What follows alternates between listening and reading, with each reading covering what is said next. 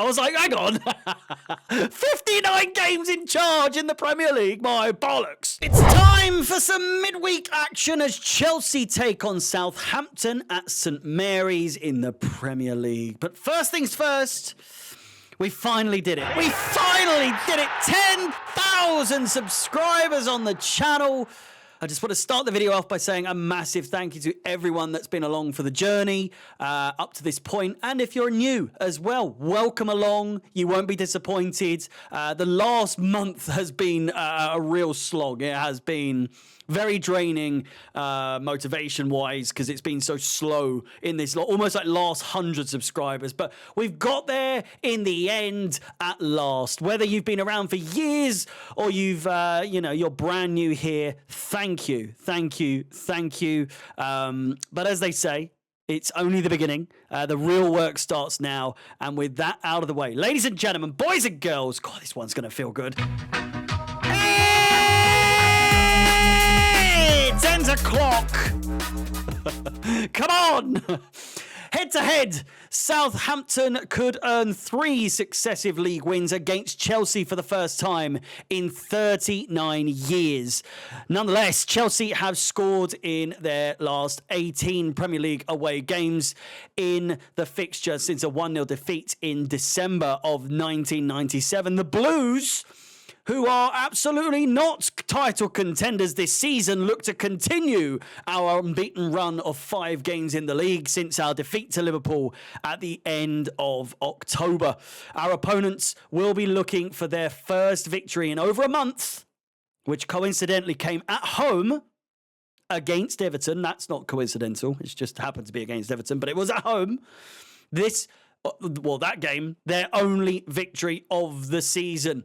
For the home side, the Saints have 5 points. All 8 previous clubs to have as few of the 13 Premier League games were relegated. So we are facing a relegation fighting side in Southampton here. The last side to survive in the top flight after such a poor start was Sheffield United in the 90-91 season. Southampton's only victory in 26 Premier League matches was a 1-0 win at Everton, against Everton.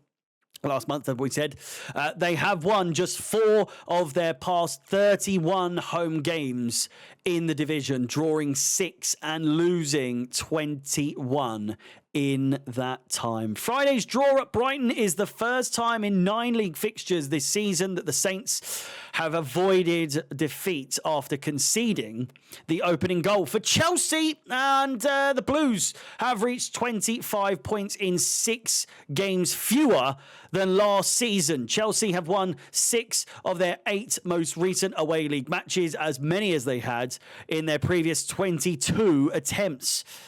There are only 3 defeats in the past 28 top-flight fixtures came against Arsenal away from home and Liverpool away from home and at home to Manchester City, winning 16 and drawing 9 in that time. I think, if I'm not mistaken, we are... I'm fairly sure we're 4th in the last 18 months. We are 4th in the league. It's good. It is very good. Enzo Maresca has won 38 of his 59 league games in charge of Chelsea and previous club Leicester City. I was like, hang on. 59 games in charge in the Premier League. My bollocks. It's a joint high in England's top 2 divisions since the beginning of last season, alongside Leeds manager Daniel Farke. Nicholas Jackson has been directly involved in 18 goals in his last 21 league appearances, scoring 13 and setting up 5. So good for a supposed, just absolute nightmare of a shocking acquisition and striker. One of the worst strikers we've had in quite some time, and that's saying something, eh? All those Those pesky goals and assists he's getting is making him really bad. And last but not least, Cole Palmer is one short of equaling the club record of 36 Premier League goal involvements in a calendar year set by Jimmy Floyd Hasselbank in 2001. Adam Armstrong has scored in each of his past 3 home appearances in all competitions. I'm unsure why that's there. Team news. Chelsea defender Wesley Fofana, as we know, will miss out, although the extent of his hamstring injury is yet to be determined. 4 to 5 weeks is what we've been told so far, but only time will tell with that one. Same goes for Reece James. He remains sidelined. With that said, let's get into the predicted 11. And I'm fairly sure I'm missing my face. Bear with me. Where am I? Hello? Where am I? Where the fuck? There I am. Oh, look at that number, eh? Beautiful. It's beautiful. Listen, it's time to get back to basics here. I do unfortunately think that we're not going to see a middle 3 ever again, or at least not see Caicedo. We're not going to see Enzo, and we're not going to see Lavia playing all 3 at the same time.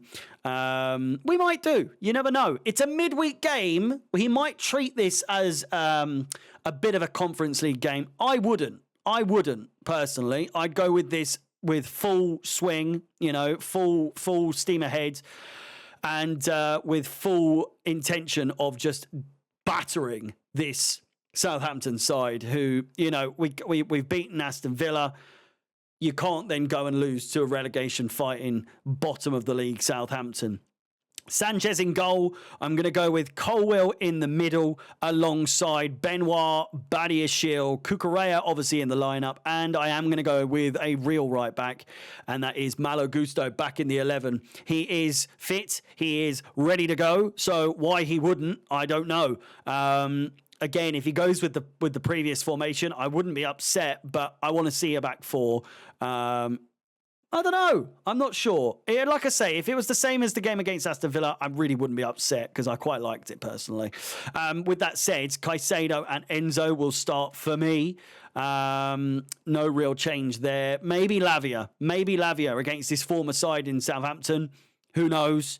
I personally would rather opt for this. However, Enzo Fernandez has been a ray of sunshine as of late. He has been so good since his divorce, I guess. 6 goal contributions or something like that. He is on a completely another level to what he has been prior to whatever's going on in his personal life. Just in front of them, Palmer goes without saying, and Jackson just in front of them. And I've got to say, I'm going to stick with the 2 on the sides. I think Madueke, even though he got an assist off the bench, will do better with learning to be on the bench for a little bit and maybe, give him a kick up the arse. At the same, the last game it worked. You never know. We're going to see a really revitalised Madueke when he does come back in to play. There's a whole host of changes that could be made there in that side. We could revert to the previous formation against Aston Villa. We could see Madueke. We could see Nkunku start. We could see certain players getting dropped because we have a huge game on Sunday against Tottenham Hotspur as well. But this is my predicted 11 for the game. And predictions now. And by all means, please do get your predictions in the comments down below. It's pretty easy to see that Chelsea are only improving game in, game out. And whilst last season, the season before that, a loss here would be all but inevitable.